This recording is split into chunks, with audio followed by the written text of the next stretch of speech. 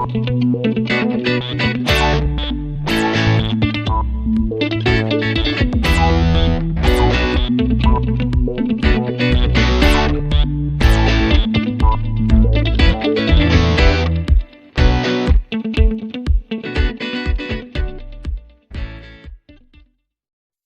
MTK Lovers, jumpa lagi dengan saya Dudi Ferianto. Ya, kali ini kita akan membahas sebuah soal tentang tentang fungsi ya. Soal ini diambil dari salah satu postingan Facebook ya, postingan Pak Nanang Aris ya.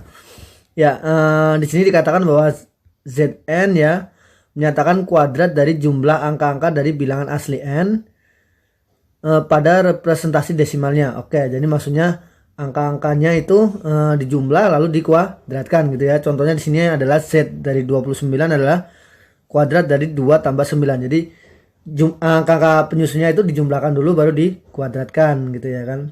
Nah, lalu di sini didefinisikan Z pangkat 2 ya. Saya di sini mungkin bacanya bukan Z kuadrat ya, Z pangkat 2n dari n. Zn pangkat 2 gitu ya, sama didefinisikan sebagai Zn yang komposisinya apa di dalamnya adalah Zn juga. Ya, lalu di sini dikatakan lagi kalau untuk Z K plus satunya ya, artinya untuk Z pangkat 3-nya gitu ya, Z pangkat 3, Z ordo 3-nya, N itu adalah Z dari ordo sebelumnya ya, yang dikomposisikan yang di dalamnya adalah Zn gitu ya. Untuk setiap bilangan asli K, oke ya. Ya, yang ditanya adalah nilai dari Z berpangkat atau ya berpangkat berordo ya di sini ya. Bacanya apa sih ya saya? Ya oke lah ya, seperti itulah yang dimaksud ya. Z berpangkat 3 yang berpangkat 2011 dari 11. Oke. Yuk. Pertama kita lihat dulu ya ciri-cirinya ya, maksudnya apa sih yang dimaksud ini nih? Kalau untuk kan tadi kalau Z berpangkat 2 ya, ini Z yang dalamnya adalah Zn gitu ya. Z berpangkat 3 ya, berdasarkan definisi ini berarti kan Z berpangkat 2 yang di dalamnya adalah Zn. Oke ya. Nah, sekarang kalau kita lihat lagi ini ya, kalau tadi kan ini kalau ini dalamnya n, isinya ini seperti ini gitu ya kan. Oke, berarti kalau ini berarti isinya harusnya Z, n-nya ini diganti dengan sebentar. N-nya ini diganti dengan apa? Zn ya. Jadi nah, seperti ini. Jadi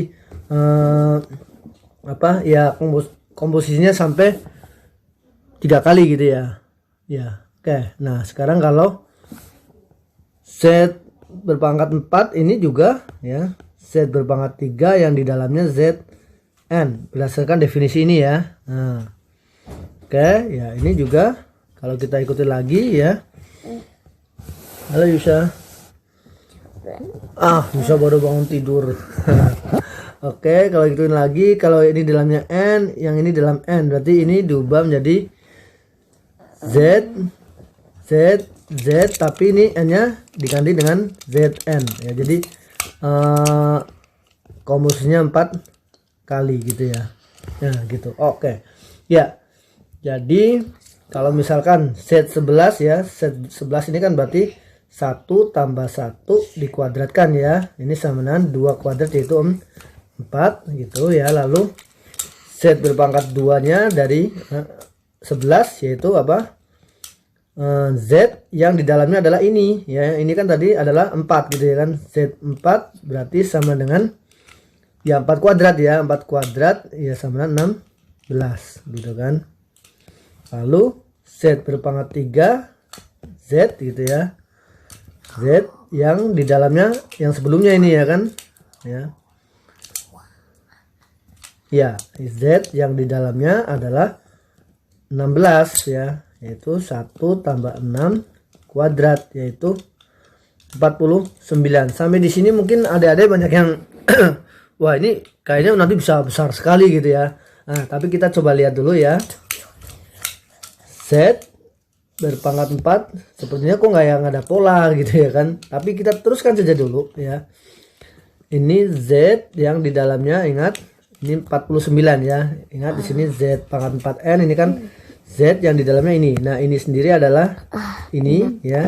Ini sendiri adalah Z pangkat 3 dari N ya. Jadi ini yang di dalamnya 49 gitu ya. Sebentar ya. Ini sama dengan berarti apa?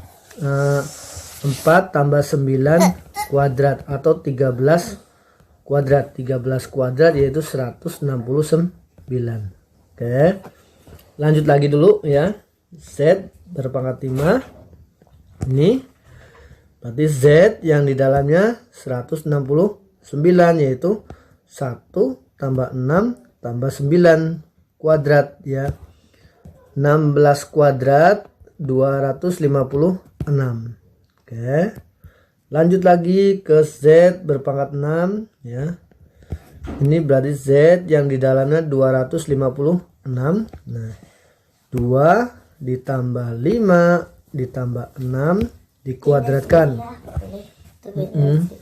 Ini 17 ya, 13 ya, 13 kuadrat ya. Nah, ini lihat. Nah, sudah ada titik cerah ya. Artinya dia akan bolak-balik nih pasti nih. Sama dengan 169. Dan nanti kalau Z berpangkat 7 ya, ini kan sama dengan Z yang isinya 169 lagi ya kan. Balik lagi dia akan ke nilainya 256 ya. Terus bolak-balik. Nah, ini ketahuan ya sekarang. Z berpangkat 8 ya dari 11, ini juga pasti adalah Z yang isinya 256, balik lagi ke 169 lagi ya. Ya. Dan seterusnya, kalau kita lihat polanya ya, kalau dia Kalau dia genap ya, artinya untuk K ya, Z berpangkat K ya, Z berpangkat K dari 11, ketika K-nya lebih besar sama dengan lebih besar sama dengan 4 ya. Nah, berlaku apa nih?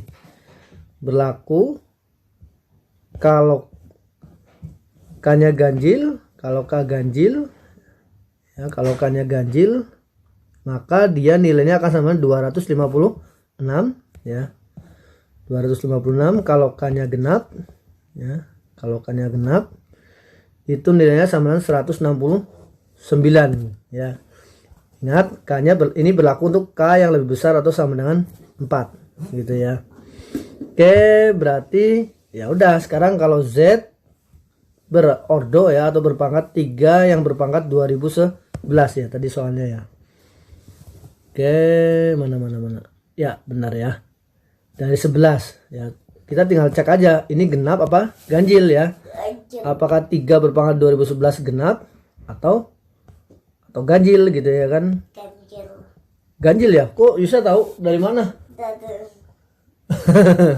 Dari mana Yusa tahu itu ganjil? Nebak aja ya? Iya ya. Kali ini kan artinya 3 kali 3 kali 3 sebanyak 2011 kali ya, 2011 kali gitu ya. Nah, 3 itu ganjil. Ganjil dikali ganjil, odd kali odd gitu ya. Ini kan hasilnya selalu odd. Ya.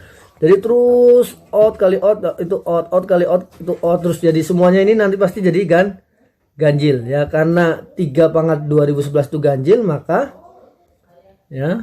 ini hasilnya sama dengan 256 gitu ya. Ya, jadi hasilnya adalah Z berpangkat berordo ya, 3 pangkat 2011 dari 11 adalah 256. Oke, demikian pembahasan kali ini ya. Jangan lupa untuk like, share ya, dan bagi yang belum subscribe jangan lupa di subscribe ya. Dan YouTube aku di subscribe. Oke. Oh, YouTube-nya main-main doang. Ya. Jadi juga lama-lama di TV. Bagi adik-adik yang masih SD ya, atau mungkin bagi kebetulan orang tua atau guru ya yang mempunyai siswa atau anak yang senang matematika, terutama untuk di tingkat SD ya, saya ada program e-learning untuk materi olimpiade ya. Bisa dilihat di keterangannya di flyer ini gitu ya kan. Jangan lupa daftarkan segera ya sebelum slot waktunya full gitu ya. Oke, sampai jumpa di pembahasan-pembahasan yang lainnya. Pesan-pesan yang usernya. Yang usernya penting.